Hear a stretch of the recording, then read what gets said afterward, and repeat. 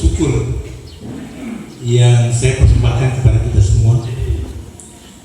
Saya terlahir dari keluarga kecil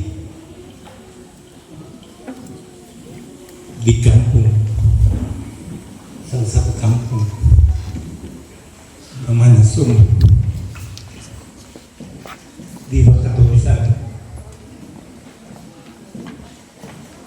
Untuk bisa saya buktiin, saya harus membuktikan ke Makassar karena orang tua saya memang tidak apa-apa.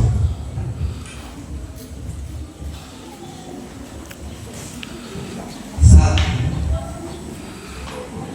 perjalanan hidup saya penuh dengan permasalahan dan tantangan. Hari-hari saya sepanjang perjalanan karir saya, baik sebagai seorang birokrasi, sebagai seorang dunia usaha, dan saya sebagai seorang politisi, karena saya telah dipercayakan masyarakat Kota Bogor untuk menjadi wakil wali kota periode berikutnya.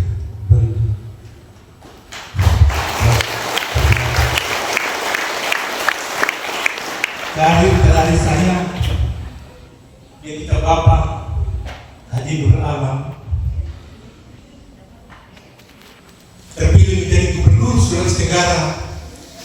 Beliau memanggil saya untuk mendampingi di dalam rangka tugas-tugas bagaimana mengembangkan kebudayaan dan pariwisata Sulawesi Tenggara. Saya sebagai Kepala Dinas Kebudayaan dan Pariwisata Provinsi Sulawesi Tenggara itu karir terakhir saya, dan saat itu masih 8 tahun baru saya pensiun dengan pangkat Ompati. Saya bilang saya umpan alam, Pak, saya sendiri di Bogor di Kendari, saya ingin bergabung dengan keluarga, maka saya menyatakan pensiun dini. Kalau saya tidak pensiun, maka tidak ada Universitas Musim Putra. Tepuk tangan dulu.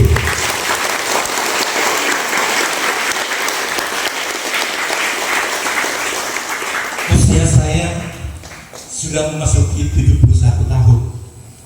Saya kelahiran 55. Cuma pada saat penerimaan PNS, saya kurangi umur saya 3 tahun. Jadi sekarang masuk usia 71 tahun. Perjalanan selama menuntut ilmu di Makassar, saya hidup dengan seorang dokter namanya Dokter Halimah. Apa yang menjadi tugas saya di rumah itu? Pagi saya bangun jam 4 tiap hari. Tiap hari saya bangun jam 4. Yang saya lakukan pertama adalah menyiram bunga. Sesudah saya menyiram bunga, saya mengepel. Sesudah mengepel, saya mencuci.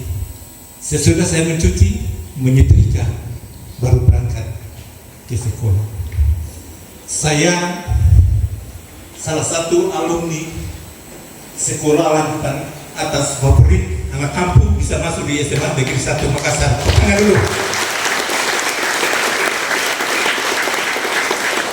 Teman-teman saya kalau ke sekolah mereka pakai mobil, pakai motor, tapi saya naik sepeda tiap hari.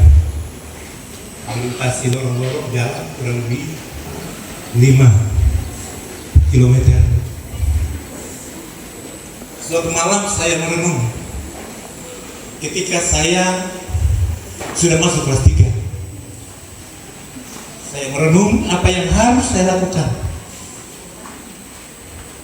Di tengah keterbatasan orang tua saya, bapak saya itu seorang tukang kayu, warna uang. Dia tidak bisa bedakan mana uang 100.000, mana uang 50.000. ya, hidup di atas rumah kaki 1000. Tapi kenapa seorang Ibrahim Arsena pernah menjadi wakil wali kota Bau-Bau dan mendirikan satu perguruan tinggi universitas? Pak Amirul mendirikan Universitas Murhum, tidak berhasil. Pak Umar Samiun mendirikan satu universitas, ketua timnya itu Dr. Mahawi Madran, juga tidak berhasil. Pak Tamrin saat beliau meninggalkan kita juga mengusulkan satu universitas Sultan Hayamuli, ya, tapi semua gagal.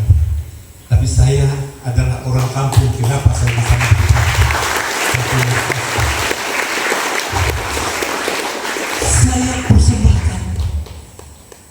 Saya persembahkan kampus ini untuk saudara-saudara saya yang kurang mampu secara ekonomi, supaya mereka bisa mendapatkan kesempatan melanjutkan pendidikan tinggi. Itu cita-cita besar saya. Saya tahu ada 60% saudara-saudara saya yang ada di desa tidak sempat menikmati pendidikan tinggi. Mengapa harus kita buka kelas pengembangan di Lombe? Mengapa harus kita buka kelas pengembangan di Pasar Wajo? Mengapa harus kita buka kelas pengembangan di Matanaube? Tujuannya adalah untuk mendekatkan pendidikan tinggi sehingga adik-adik saya, saudara-saudara saya yang tidak mampu untuk melanjutkan pendidikan tinggi bisa melanjutkan pendidikan tinggi di Universitas Musim Buton.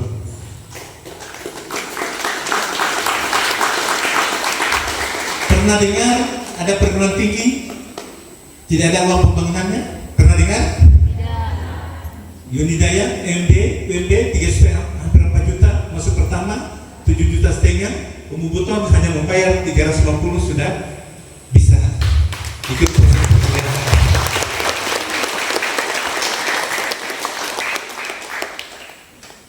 Murah bukan berarti murahan. Ada itu semua. Tidak.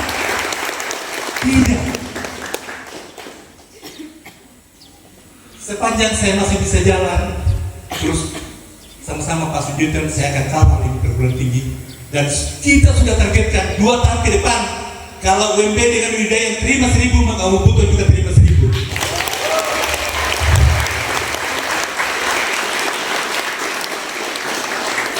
Orang lain bisa berpikir untuk dinaikkan SPP-nya. Begitu dia berkualitas, begitu dia besar, naikkan SPP-nya. Tapi Umum Buton, saya sudah berpesan ketika saya sudah di alam kubur, saya sudah berpesan sama dosen-dosen muda bahwa perguruan tinggi ini hadir di Keton di dalam rangka untuk bagaimana memberikan ruang untuk saudara-saudara kita yang kurang mampu secara ekonomi. Tidak ada SPP 1,2, tidak ada, hanya ada di Umum Buton. Iya.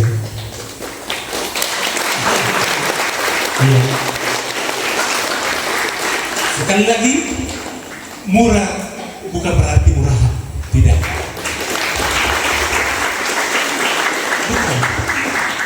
Kita sudah punya konsep jauh ke depan. Satu-satunya perguruan tinggi di wilayah Sutra yang sudah menetapkan visinya sampai 2040 hanya Umum Buton. Tepuk tangan dulu.